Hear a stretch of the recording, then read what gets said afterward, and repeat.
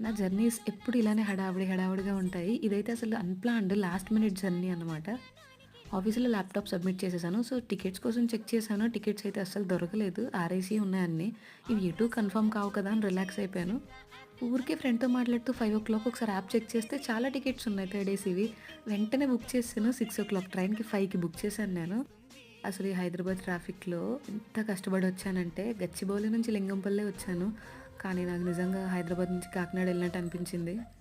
మొత్తానికి luggage pack చేసి ఉంది కాబట్టి ట్రైన్ ఎక్కేసాను.